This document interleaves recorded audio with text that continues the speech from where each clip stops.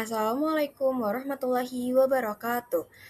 Selamat pagi, Shalom, Om Swastiastu, Namo Buddhaya, salam kebajikan. Yang kami hormati Bu Sari selaku dosen pembimbing mata kuliah Etika Bisnis dan Profesi, serta teman-teman yang kami banggakan.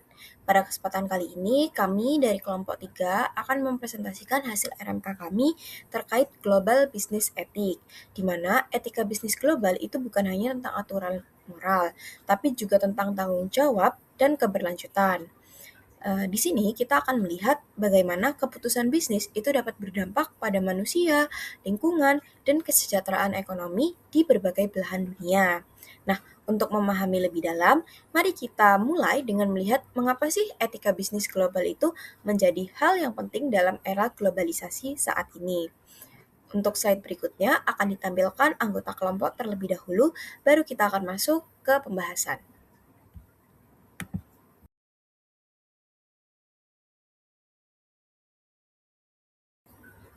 Baik teman-teman, pada subbab yang pertama ini akan dijelaskan oleh saya, Nashwa Safira Salsabila, dengan NPM akhir 362. Jadi, globalisasi itu membawa banyak manfaat ekonomi yang besar, tetapi dia juga menghadirkan tantangan etis yang nyata, di mana ketika pasar semakin terbuka, tidak semua negara itu punya kemampuan yang sama untuk bersaing secara adil. Nah, akibatnya muncul berbagai persoalan seperti eksploitasi tenaga kerja, kerusakan lingkungan, dan kepentingan distribusi kekayaan. Lalu, untuk memahami mengapa sih etika bisnis global itu penting, mari kita lihat 3 kasus nyata yang sering terjadi di dunia bisnis internasional.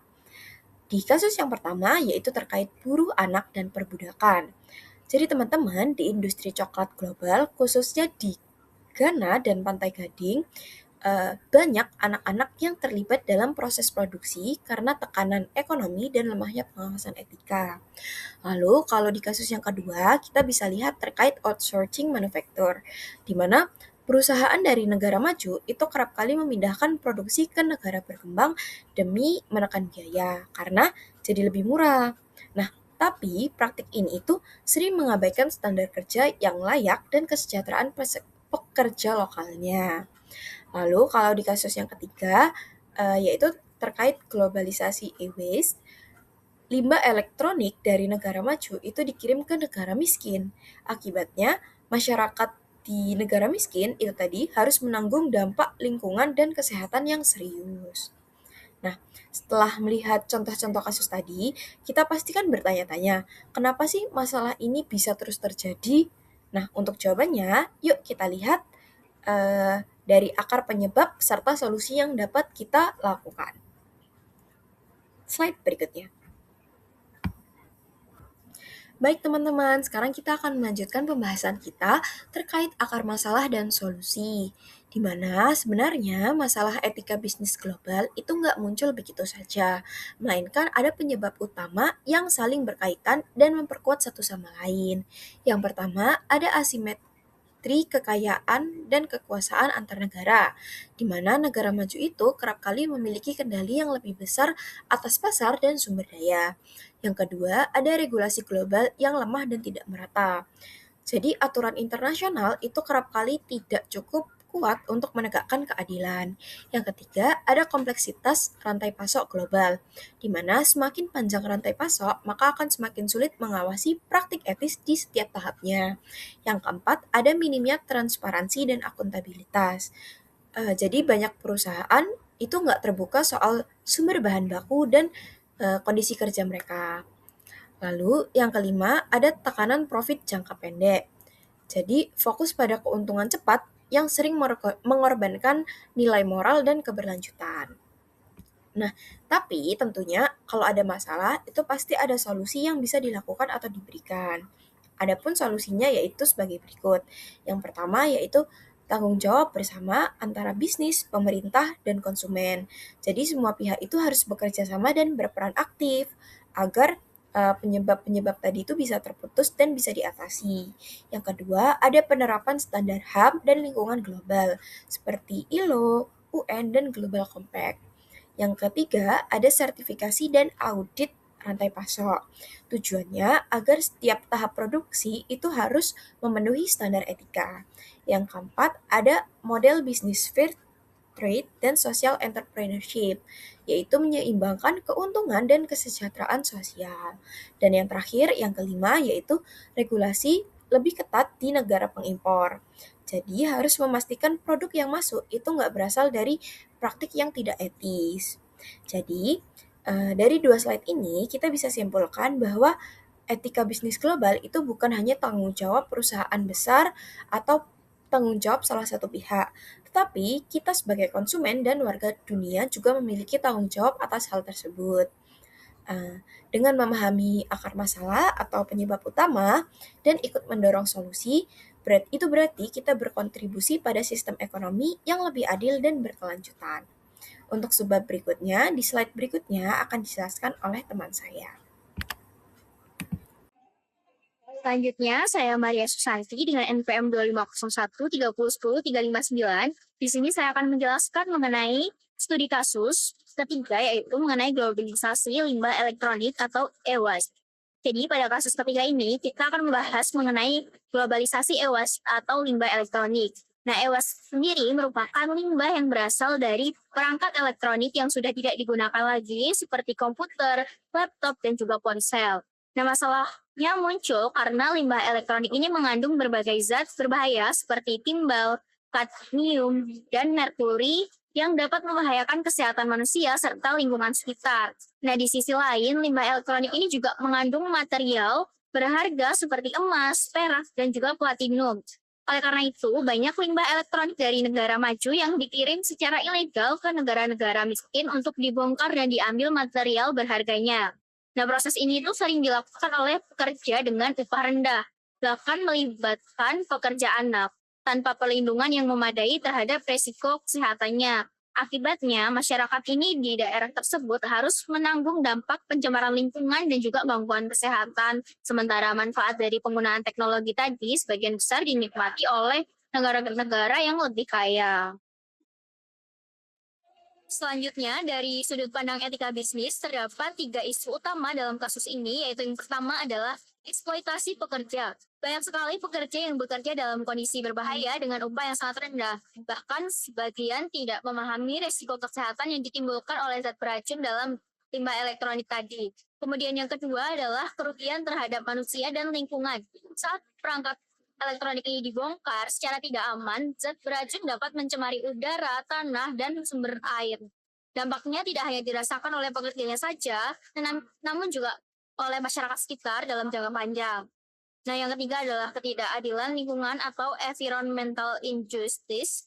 Negara-negara maju ini menikmati manfaat teknologi dan konsumsi elektroniknya, sedangkan dampak negatif berupa limbah dan pencemaran justru ditanggung oleh negara-negara yang lebih miskin. Nah, dalam analisis tanggung jawab, terdapat beberapa pihak yang terlibat, yaitu organisasi kriminal, konsumen, pemerintah, dan perusahaan elektronik. Namun, perusahaan elektronik ini memiliki peran yang paling besar karena mereka menentukan desain produk serta material yang digunakan dalam perangkat elektroniknya.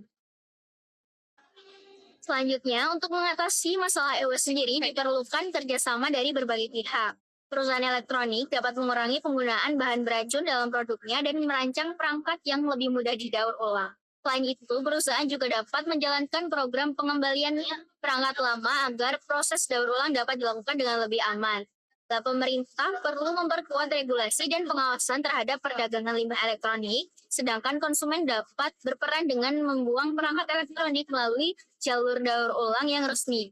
Dan berdasarkan analisis kasus ini, perusahaan elektronik ini merupakan pihak yang memiliki tanggung jawab terbesar karena memiliki kemampuan paling besar untuk mencegah dan mengurangi dampak e-waste sendiri. Nah, melalui desain produk dan sistem pengelolaan limbah yang berkelanjutan, kasus ini menunjukkan bahwa tanggung jawab etika bisnis tidak hanya berfokus pada keuntungan perusahaannya saja, tetapi juga pada dampak sosial dan lingkungan yang ditimbulkan oleh aktivitas bisnis tersebut.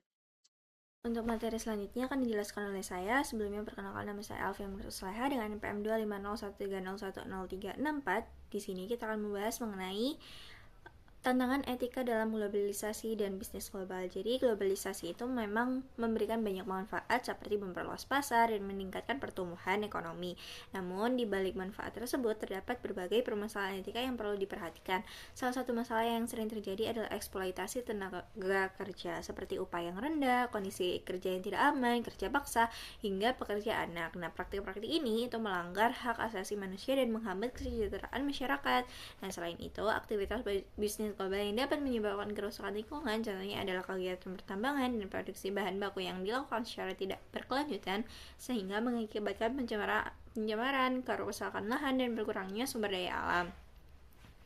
Nah, ada 3 faktor utama yang menyebabkan masalah etika dalam bisnis global. Yang pertama, kesenjangan kekuasaan, kemampuan, dan kekayaan. Jadi, negara maju itu memiliki sumber daya dan peluang yang lebih besar dibandingkan negara berkembang. Akibatnya, masyarakat yang kurang mampu lebih rentan dieksploitasi karena keterbatasan pilihan pekerjaan dan kebutuhan ekonomi.